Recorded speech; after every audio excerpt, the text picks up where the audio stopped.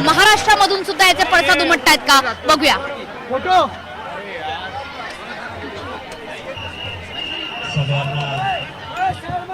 सगळ्यांना नमस्कार. आपल्या देशभरातल्या बांधवांनी जे आंदोलन स्पीकर के पास जा मी फक्त एवढंच सांगायला आलोय, मला येत नाही जास्त हिंदी, त्यामुळे मी मराठीतून बोलतोय. मी एवढंच सांगायला आलो की आम्ही सगळे तुमच्या सोबत आहे. तुमच्या सगळ्या विद्यार्थ्यांना न्याय मिळाल्याशिवाय या देशातला आणि राज्यातला कोणीही मागाटणार नाही.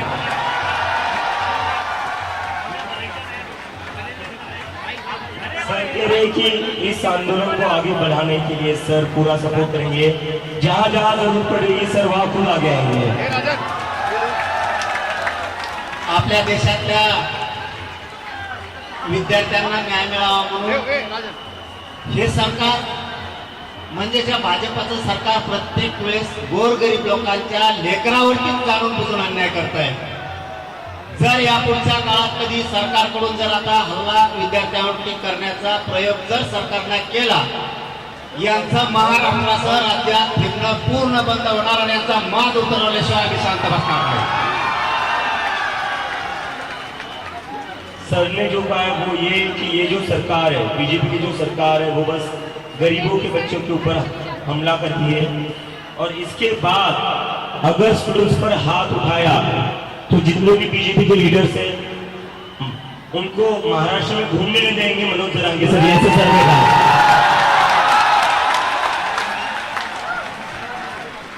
अरे सगळं मिळत सांगायला, मी मराठीत बोलायलो ते हिंदी सांगायला. मला हिंदी येत नाही तेव्हाच प्रॉब्लेम आहे. आणि मग हिंदी जर बोललो ना तुमचं आहे ते ध्यानातून हिंदी जायची तुमच्या नको व्हायला मात्र नाही बोलत. मी फक्त शेवटचा वाक्यात सांगतो,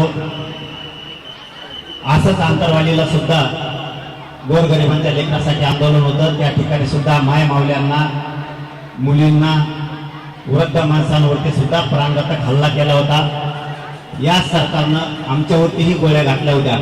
फक्त माझी सगळ्या विद्यार्थ्यांना एक विनंती राहील, तुम्ही ही जागा सोडू नका.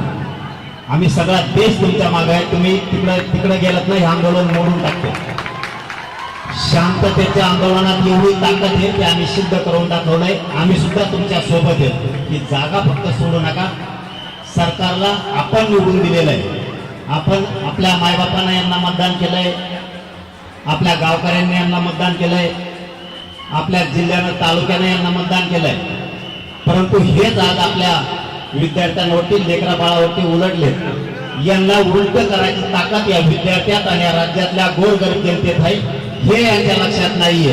परंतु या पुढच्या काळात जर तुम्हाला कुठं धक्का लागला तर आम्ही सगळे तुमच्या सोबत आहे. सोनमच्या सोबत आहे, आपल्या अभिजित भयांच्या सोबत आहे. सगळा राज्य आणि देश तुमच्या पाठीशी. एवढा शब्द देतो आणि थांबतो. धन्यवाद सगळ्यांना. जय श्री. खूब खूब धन्यवाद सर.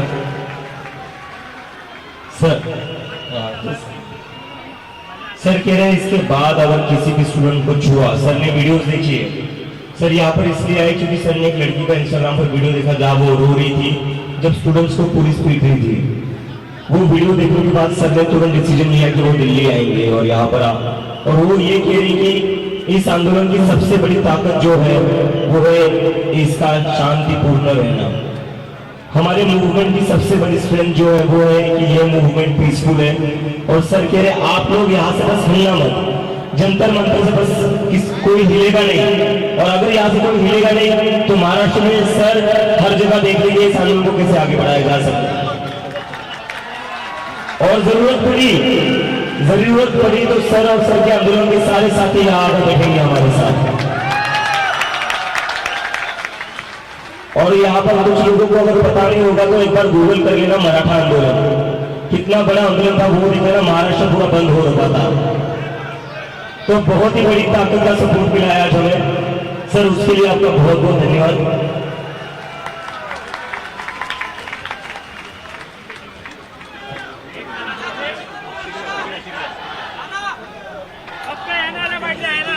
संभाजीनगरचा जो छावा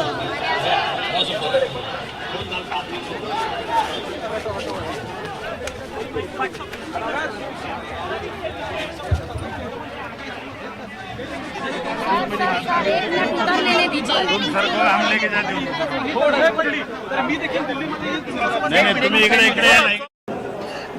तो अपना अहंकार छोड़ दीजिए, बात मान लीजिए। अगर आप बात नहीं मानोगे तो पूरे देश में आंदोलन होगा, सिर्फ दिल्ली में नहीं होगा, पूरे देश भर आंदोलन होगा। Thank you. और मैं थोड़ा ज्यादा बोल नहीं पाऊंगा, तभी थोड़ी खराब है, तो हमारे साथ ही ये प्रोग्राम जारी रखेंगे। और जितने भी स्टूडेंट्स को पीटा गया था, हम अपने साथ ही कोई भी हेल्प चाहिए बता देना, कोई भी अपन कोई भी लीगल हेल्प चाहिए।